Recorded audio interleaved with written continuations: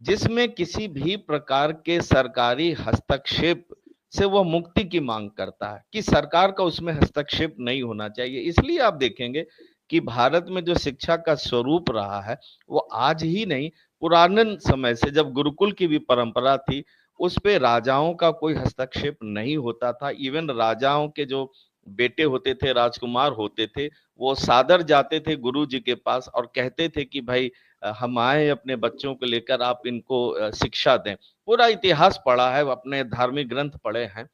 और इवन अभी 10-11 साल पहले तक, जब से मोदी जी आए उसके पहले तक भी देखें, काफी हद तक भारत में एक ऑटोनॉमी थी। मैं ये तो नहीं कहूंगा कि शिक्षा बहुत ही अच्छे स्तर पर थी, क्योंकि एक चीज और है, जो कॉन्स्टिट्यूशनल जो एक जो लीगैलिटी है शिक्षा के साथ, वो हमारे समवर्ती सूची में है। केंद्र सरकार भी इस पे नियम बना सकती है और राज्य सरकार भी नियम बना सकती है। तो उत्तर प्रदेश में भी हाल बहुत अच्छा नहीं था। मैं कह सकता हूँ मुलायम सिंह यादव जी के समय में जो स्थितियां थी वो बहुत अच्छी नहीं थी। वर्तमान समय में खासतौर से 2020 के पश्चात देखेंगे, जब न्यू एजुकेशन पॉलिसी लागू हुई, न्यू एजुकेशन पॉलिसी लागू करने में यह मान लिया जाता, पता नहीं इस सरकार को क्या है, एक वैचारिक प्रतिबद्धता के तौर पर, कि जितनी भी पुरानी चीजें वो सब बेकार है। कांग्रेस ने जो शिक्षा पद्धति लागू की वो सब बेकार है। राजीव गांधी के समय में 86 में आया था, वो बेकार है। या कांग्रेस के समय स्थापित जितनी भी संस्थाएं वो सब के सब बेकार है। जब इस मानसिकता के साथ आप सत्ता में होते हैं तो केवल आप नुकसान केवल किसी शिक्षा का ही आप नहीं कर रहे हैं और संस्थाओं का ही नहीं कर रहे हैं, जो एक व्यापक जो अर्थ है शिक्षा का, उसको आप सबसे गहरी चोट पहुंचा रहे होते हैं। और दूसरी चीज, ये केवल अनजाने में ये चीजें नहीं हो रही है, ये जानबूझकर हो रहा है। जैसे एनसीईआरटी की किताब आप देखिए, 5 साल 6 साल 7 साल पहले ये प्रोजेक्ट शुरू इन्होंने कर दिया कि इतिहास की किताबों में जो लिखा गया है वो सब गलत है, ये मान के चलते हैं।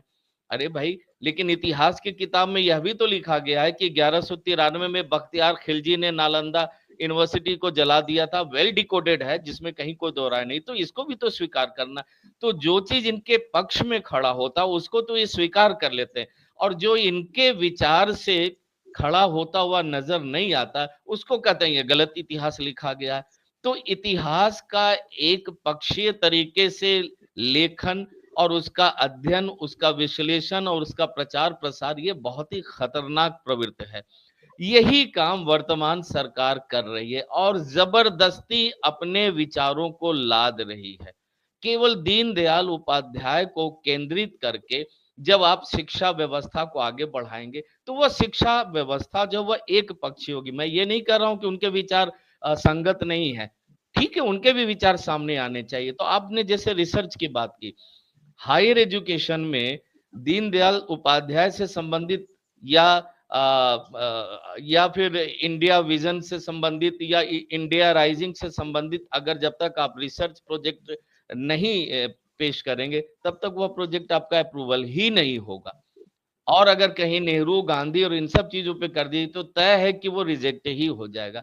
तो यह जो एकांगी तरीका है वह बहुत ही खतरनाक है। कभी मैं पढ़ा था कि देखिए इतिहास जो है वो किस प्रकार से आगे बढ़ा। सबसे पहले तो हम लोग एक नोमैडिक जीवन में जीते थे, धीरे धीरे वो एग्रीकल्चर सोसाइटी हमने बनाई। एग्रीकल्चर सोसाइटी के बाद लगभग 17वीं 18वीं शताब्दी से हमने इंडस्ट्रियल सोसाइटी बनाई।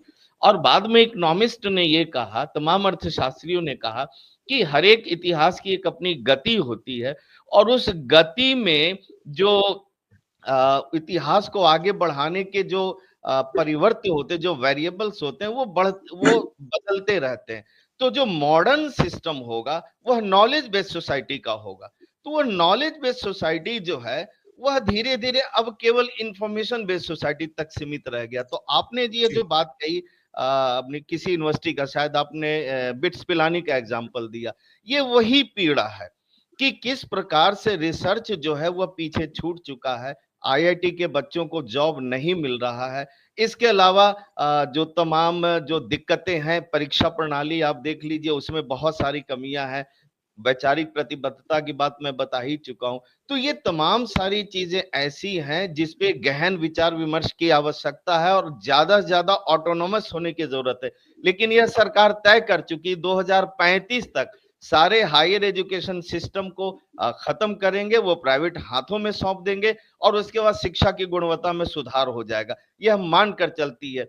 और दूसरी जो एक चीज और मैं आपको बताऊं, यह सरकार शिक्षक और शिक्षार्थी से मतलब नहीं रखना चाहती है, यह शिक्षा मित्र से मतलब रखना चाहती है, न्याय मित्र से मतलब रखना चाहती है, पंचायत मित्र से मतलब रखना चाहती है। यह मैसेज ही अपने आप में पर्याप्त है कि इनको शिक्षा से कोई मतलब नहीं है। जी वोरा साहब।